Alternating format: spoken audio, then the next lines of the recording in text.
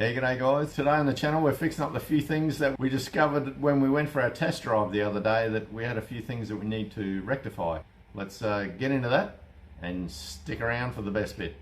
Yeah, we're going to have a drive. Yeah, probably. Yeah, we're probably going to have a drive. Anyway, let's get into it, eh? Here we go. Isn't that yuck? It's meant to be power steering fluid.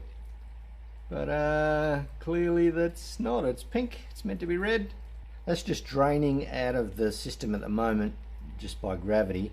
So I've put more fresh oil in there, and I've put this hose up here just so I can fill. So the reservoir's full, and that's the drain hose. Actually, that's the return hose from the power steering. So what I'll do is quickly just bump the key and just start it, and it should purge whatever's in the lines. Then I'll have to hook it up and put more fluid in there, so then I can do the bleeding from left to right with the steering, so it actually bleeds it out of the steering box. So, and then once that's done, we'll get to that in a sec. Once that's done, I'll put this little transmission cooler in for the power steering. I've actually found a location. I was going to try and put it up next to this one, which is for the transmission. All it is just a little motorcycle oil cooler, but this is actually a little bit bigger. I was thinking of maybe swapping them out, but I couldn't sort of be bothered. So way more than the factory oil cooler would have been for the transmission. So I'm going to leave that one there, and I'm going to put this one on the inside. I thought about putting it out here, but it's going to be a little bit vulnerable. There's not a lot of room in behind that bumper now. There's a nice little spot just inside. That's a bit hard to show you.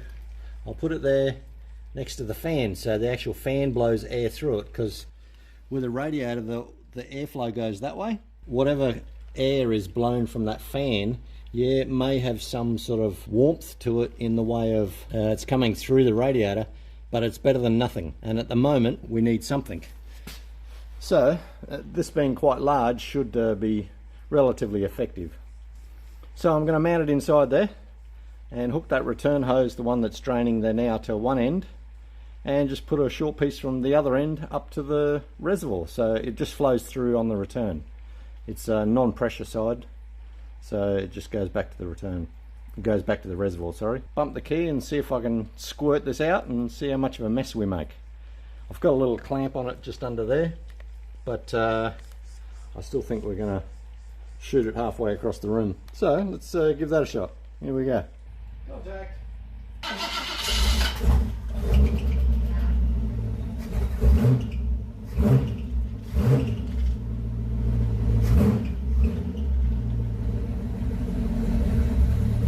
Well, that was a mess, but semi-expected. I guess the reservoir is going to be empty now. It must have shot out the whole load. Now, so I'll hook up the return line to the pump and then fill the reservoir again, now that the hoses themselves are actually clear. So then I can start the motor and do full lock left to right, just to get the fluid out of the steering box, and then I'll flush it one more time.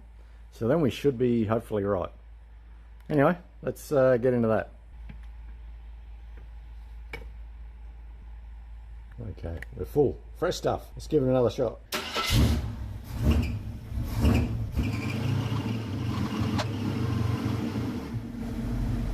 Okay, so it's gone through the steering box and everything, and I've got to say it doesn't look as milky. It still looks a bit milky, don't get me wrong. I think we'll drain this one out and then put some fresh stuff in, and we might nearly be right. So let's get into that. I've got it into a bucket this time. Hopefully it won't spray everywhere, but even that, as it's just draining naturally, it looks a lot redder than that does. So I'll just start it up again, and hopefully we don't make as much a mess. Here we go. So that looks a whole lot better. It's much redder, like redder transmission oil than that pink stuff there. So I'll do it one more time. We'll hook it all up and fill a reservoir and do the steering thing to bleed out any air. And hopefully we've got it all done. So I'll get into that.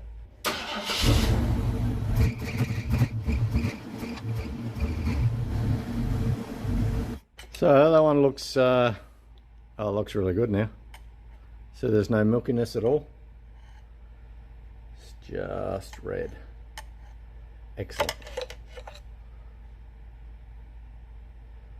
Okay, I'd say that's job done on that one. Put the hose over to the cooler and then just top up the system and we should be right. Look at the mess I've made. Oh, the stuff but it's done. Yeah, a little cooler, you can just sort of see it right there. That's the edge of the cooler, backed right onto that electric fan there. So I don't have any big fans or pulleys or anything in the way, so there's no reason why that can't just blow air straight through it and help out the cores. So now I'll top it up. Firstly, I'll put this on so I don't forget. Again, so that's on. I'll just top it up and then start it and then do the left or right thing and we should be all good. And then the steering is all done.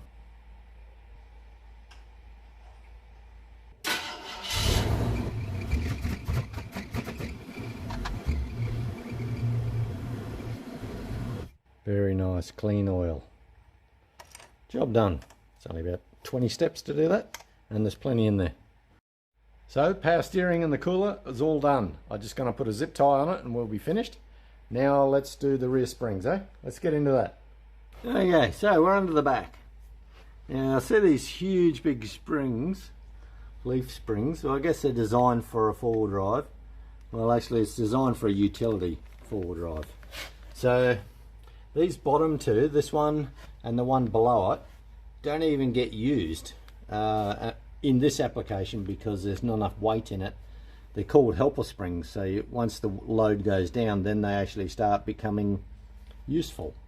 So we're going to take them out, that's a given. Now the next one we're going to take out is this one. So it actually does touch these main two, so I'm hoping that by removing that one it'll give us a little bit more softness. Now I want to do this without having to remove the wheels and going crazy, and so I'm going to, or I've hooked up the hoist. See, the hoist is on the back two arms and it's just under the chassis there. I've just taken a little bit of weight, but the wheels aren't off the ground as yet. So I've taken one shocky off and I've just got to lever the other shocky off the bottom and then undo those four bolts. I've sprayed a bit of WD-40 or some of that lot, so I'll undo them, and then I'm not sure if anyone's ever seen what a spring pack looks like other than this bit. When you remove that bump stop on the top there and those U-bolts, there is a bolt that goes through the center of the spring, holds it all together. It's called the center bolt, and once you undo that, then you can remove however you want. So I'll be removing the bottom three leaf springs, so the two big helper springs which aren't getting used, and this extra one which is making it very rigid. So I'll take that one out, but then I've got to compensate the height so we don't lose any height of the vehicle, so it remains the same height, if that makes sense. So I've got to put something in there to make up for the height that I'm going to lose. So I'll measure them out. I think they're about 12 mil each, the bottom two heavy ones, and the top one might only be 10 mil or something. So I'll measure all those once I remove them and put back the same amount of height, so I haven't lost it. I've taken a measurement from the bottom of the chassis to the ground, so I've taken that height and I will try and put it back the same, if not add a little bit, if anything at all. I don't need to go much higher. I don't really want too much height, so I just want it a bit softer. That's all we want. So let's start undoing some bolts and remove those U-bolts, and then we can try, and all I do is just lift the body a little bit with the hoist, those two spots there, and give us a bit of height. So I won't undo the tail shaft. I'm not undoing brake lines, not undoing handbrake or anything like that, just undoing the U-bolts and then lift the body a little bit without sort of stretching this hose, this brake hose here. See that one that goes up to the top there? That's the brake hose, and the other one's the cable for the handbrake. So without stretching those, I'll just give it a little bit of height, and then I can actually undo the center bolt in the spring and remove the leaves that I don't need. So let's get into that. Here we go.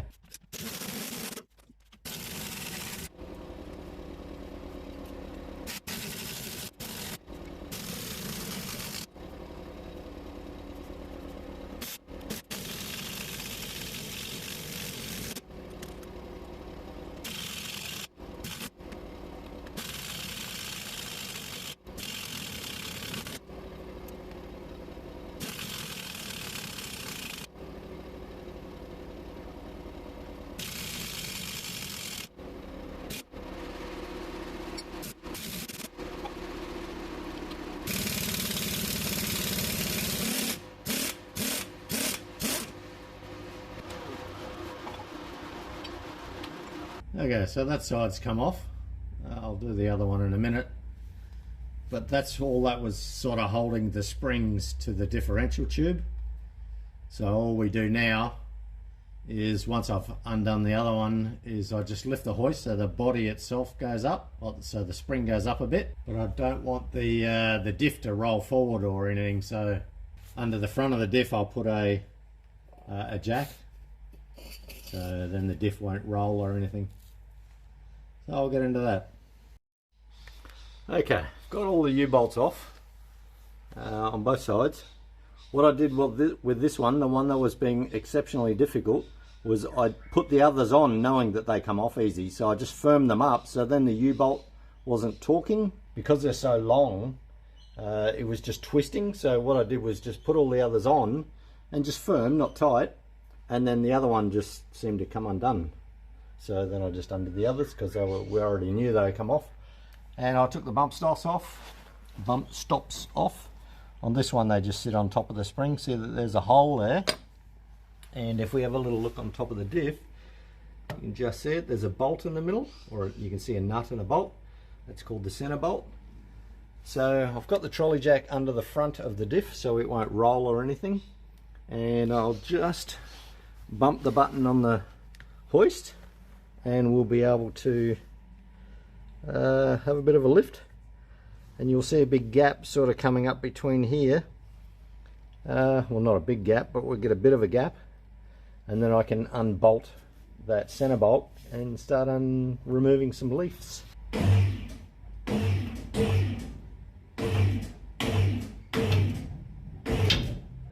so we've got a bit of space and the diff moves fairly freely. So we've got a bit of space, the diff moves a bit freely. Now I'll undo this bolt up here and see if we can get rid of some leaf springs. So you can see the bottom of the bolt. Well, it's actually round and it's designed as a locator. So it's a nut and a bolt, but the head is round. So I'll just put some vice grips on there and hopefully we can undo it. If not, I'll have to cut it and try and remake a bolt somehow. I don't want to do that. So let's just see if I can get lucky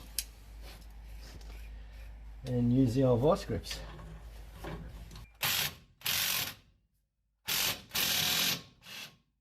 we go. Grips are in the way. There we go.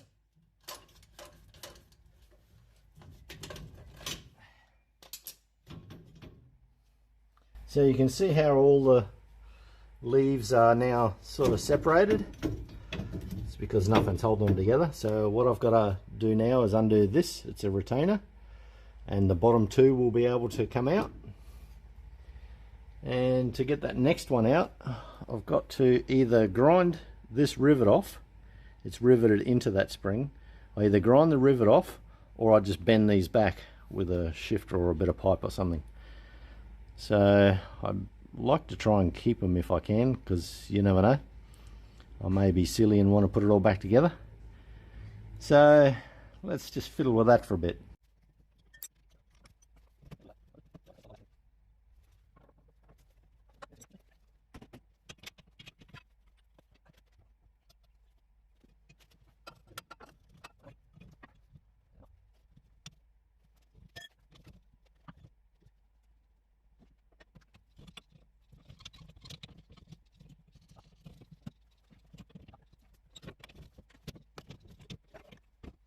So they're the three leaves off each set of springs, and I finally got the other center bolt out. It was a bit stuck out of the last one because it was a bit crusty, but it'll still be fine. I've cleaned the thread up and everything with a thread file. So we're right, so you can see what they're supposed to look like. That is a center bolt which holds your spring. They'll be in different lengths for different sets of springs and things like that for leaf springs. Now, I've gone and grabbed my verniers and measured each of the springs, and we've come up with 32.8 mil of thickness that I need to replace. So around 33 to 35 mil will be fine. So I just got to find something that's about that thick. The other way to do it, which is very, very rough, is just get the saw and cut them off, so I've got this much of each of those springs. I don't really want to do that in case I need to put those springs back and give me some more capacity in case this is all wrong, but I doubt it. But I'll just make up a heavy wall box section or something. I'll find out what I've got, what width I need to be, and just make a spacer and bolt it all back in, so the bolts will still work because they've only got thread so far. Only goes down a little bit, and so the U-bolts back in the car will be the right length, so I won't have to try and thread them more down. Anyway, so I'll have a bit of a hunt and see what I can find just to make a bit of a riser block. So let's get into that. Okay, so I've found a couple of bits of material that'll work. It's 35mm by 65. Now they don't actually make this stuff anymore. It's just something I've found. It was because 35 is what I was looking for. While 33 would have been better, but you know, they only make 30mm and 40mm and 50mm and things like that. So this is 35, which is good, but 65, it kind of fits virtually perfect on the spring. Now the spring is 60mm and this is 65, so the only downside with that is when I sit it on the good old fish plate, I think that's what they call them. If you look over it, the bolt holes, it intrudes on that. But what I can do is if I move it across so it clears on one side, and I've just got a notch, a V in two places, if you understand what I mean, just so the U-bolts, here's the U-bolts here, just so the U-bolts fit over the top, because they just fit over the spring. They're a really tight fit, and even without that in the way, they're just a neat fit into there. Or are they like that? No, they're like that. So they go like that. So they don't quite make it over the top, but if I take out a little V just on one side, they'll be perfect. So I've also got, so we don't crush it, because it's not massively heavy wall, it's probably about 4mm. I've got some end caps to weld on, and they're 5mm, and I've got a crush tube. So I've just got to drill a big hole, a bigger hole, to go all the way through, and weld that inside there, so that when I do the bolt up, the spring bolt, because it'll all be together, if you know what I mean, imagine with the rest that's in the car. So because I'm replacing just the height, so this will be part of the spring pack as such. It won't be a lowering block or a raising block, it's going to be part of the spring pack. So I'm not altering these bolts, and I'm not altering the U-bolts. Now it probably still would affect the ride height, because that extra spring, this one on the top here, would have given that extra bit of stiffness. Now on the vehicle, I haven't really given it a push yet to see how soft it, like it might bounce a bit more, which will be okay because the shockies will hopefully help me out. But anyway, let's drill a couple of holes, a bit of whirling. I'll just make this up off camera and then I'll come back to you as soon as I've made them. And like that, they're done. Pretty simple, hey? Well, pretty easy to do. They're not real tricky. All I've done is, you can sort of see, I put a tube in from this end, and the other end is 10mm, which is the right size for these bolts. So they're a nice neat fit. So it won't pull through, but it won't crush this box section. So I've had to V this out so it fits over the U-bolts. So you can sort of see on the other side we've got room on both sides, and the U-bolts fit perfectly. Well, they will fit perfectly. So there we go. Fits perfectly, like a glove. So the rest of the springs will fit there. Actually, it'll be up here somewhere because the actual tube fits under there. So the other spring sits on that and all bolts together. So hopefully that gives us, it's a replacement height for these basically. So the ride will be softer. as well as when I lower the air pressure. What kind of air pressure should I be lowering it down to? So just let us know, because I don't really know. I sort of would be thinking like, is 20 pound good? I know, is 15 good? I don't know. What are you supposed to lower your pressures to on these big wheels? Like they're 35, so 35, I think they're like 35 or something at the moment, which is probably good for the road, but they're mud terrain tyres. So anyway, just let us know in the comments what they should be, and I'll let them down to what the consensus seems to think. So let's get under there and whoop them back in. Here we go.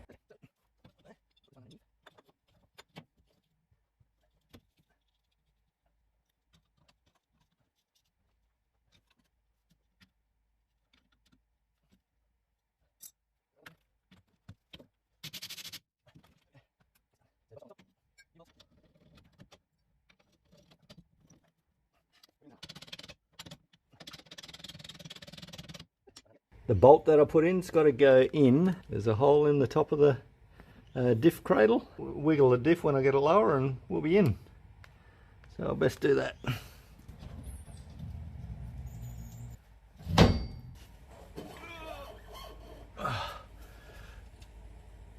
Shockey's working.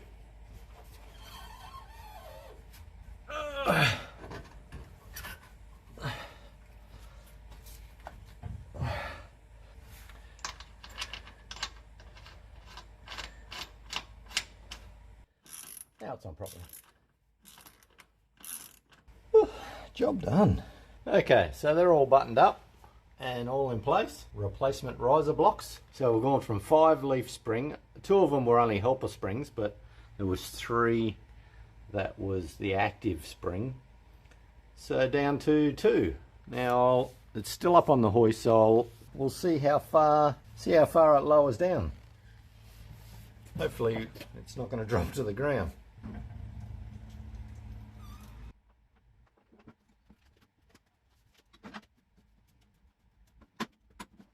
So there we go. I don't know how much it actually dropped, but I'll grab the tape measure and we'll have a bit of a look-see. So, to the bottom of that beam there, if the camera will focus. There we go. Focus. So we now got 766, and before I did the spring removal or the extra pack removal, we had 96, so 796. So we've lost 20 mil in height, ride height, because there's only 2 soft springs on each side. Well, softer. So, but I've replaced the height of the thickness of the springs. That should give us, well, it's 20 mil lower to the ground at the back end, but in saying that, it'll be much softer. Anyway, all the springs are done. So now we should have a much softer ride.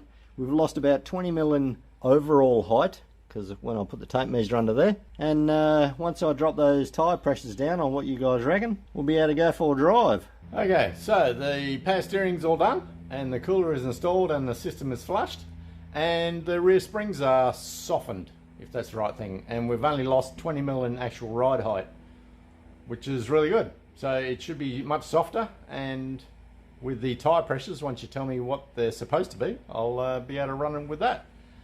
So now the other thing that was asked by Gary, or suggested by Gary Murphy from AMC Restorations, he suggested a throttle spring, a heavier throttle spring, and I've done that. I've swapped that over. Now the only other thing that he said was, build us a step, would you?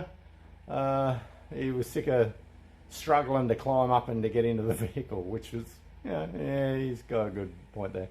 Anyway, so let's start doing some steps of some kind, and maybe bumpers and things like all the things ready before we start doing some painting. So let's get into that and see what I can find to make into a step. So here we go. Yeah, so we're going to break out of the timeline a little bit, and instead of building the steps, we're going to build the front bumpers, because I can, and I've got the material just sitting here, and the material for the steps is a little bit tricky. Anyway, so I'm going to build them out of some construction material, which is what's out of the wasteland. yeah, the zombies haven't used it yet. So anyway, we'll make them out of this stuff. So here's the Z bars. I've got some in my carport. I use offcuts for all sorts because it's made out of 2.5 material and it's got a couple of folds in it, so I've got a few bits left over. They're about 1800 long, these bits, and a couple of short little bits. So I'm just going to cut them up and use them. Let's get into that.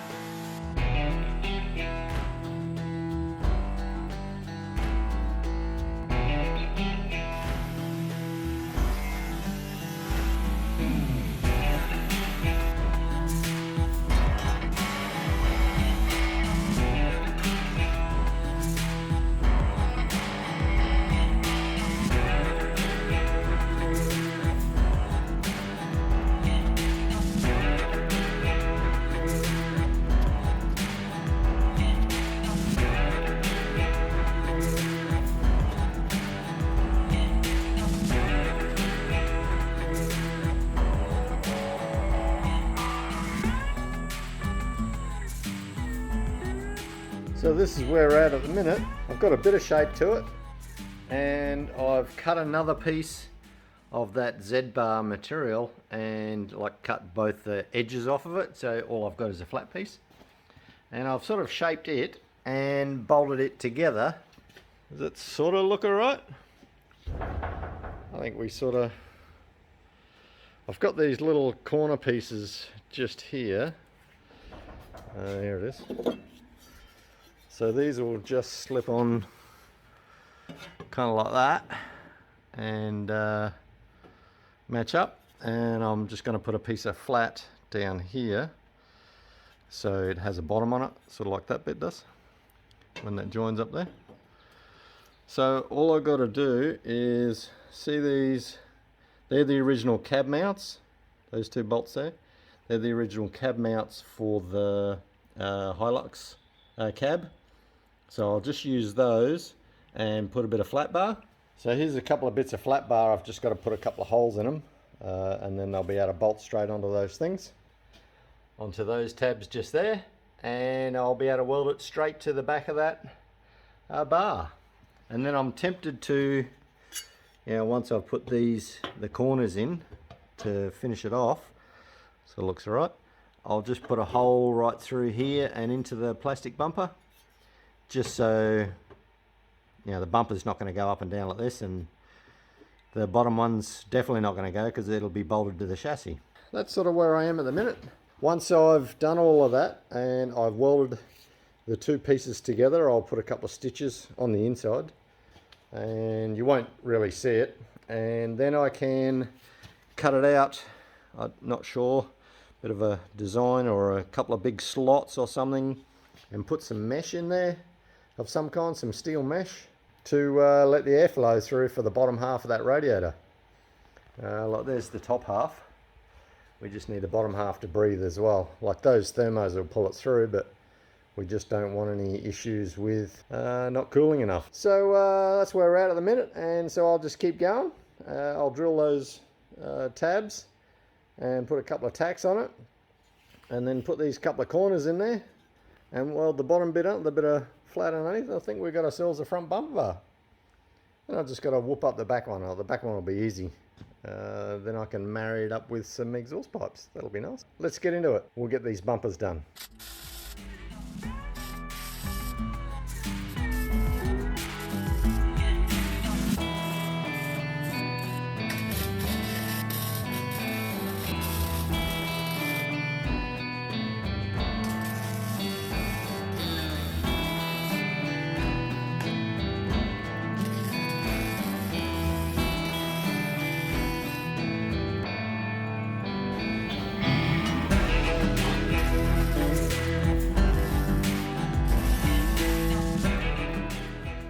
There we go, all welded up.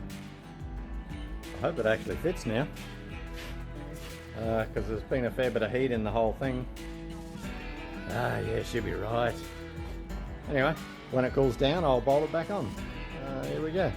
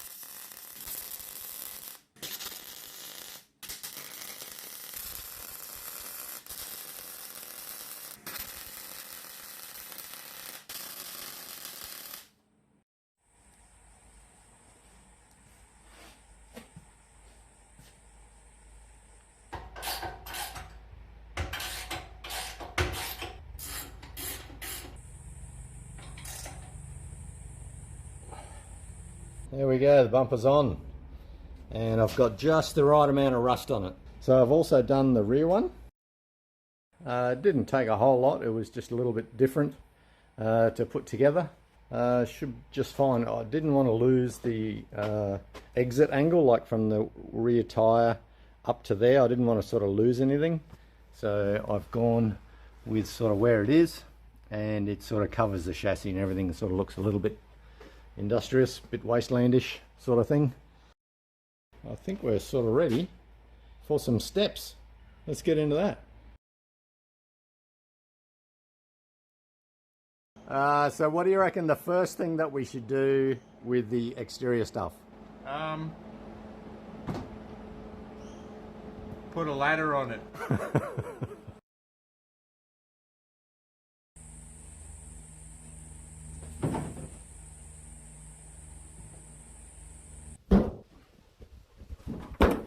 There we go. I think I can make something out of that. Let's get that into the workshop.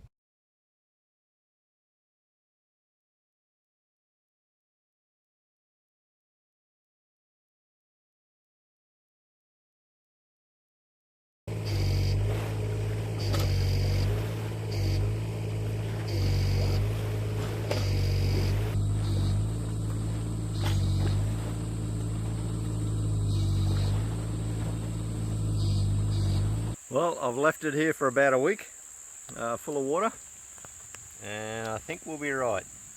So it's just started to rain, so I'll hook it up to the old tractor and we'll get it up to the workshop.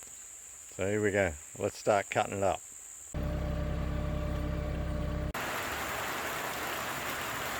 Yeah, I'll get to that when the rain stops.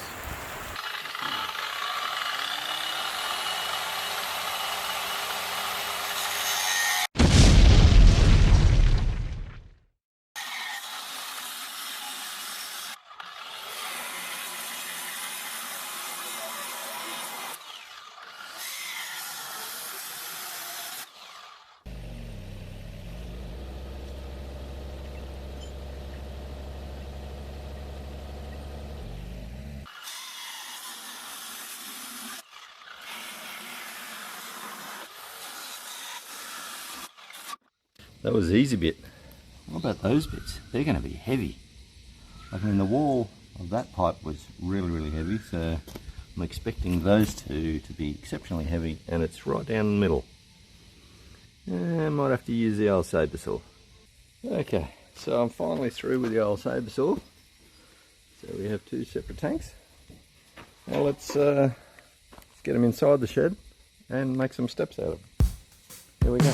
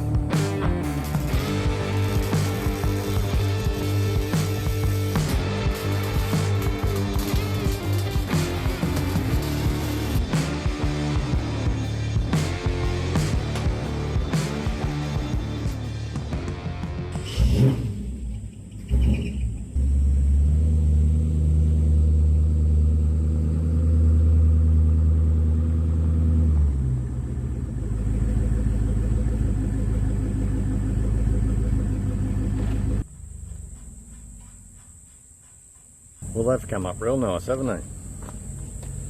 I think they've come up really good myself. They sort of look like a fuel tank, except that there's no filler. Oh, we got one up here. That one connected. Anyway, so we got a step, a ladder step. That's what Gary wanted. And this one even looks a bit legit. Like we've sort of got a fuel gauge on there, and here we've got a line that comes from the tank that makes it look like it's sort of, it just goes nowhere. But anyway, it looks the part, sort of fills that gap really, really well.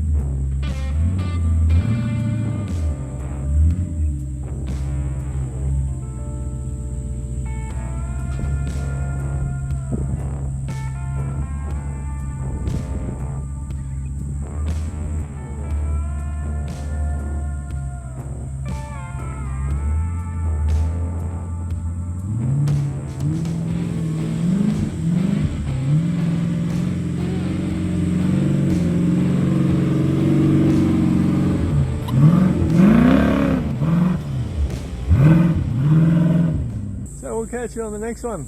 Those zombies better watch out. We're nearly ready to stomp them. So we'll catch you on the next one. See ya.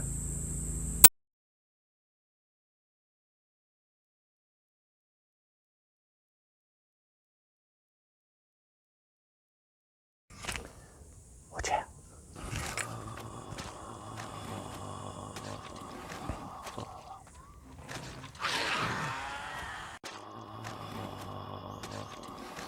Oh.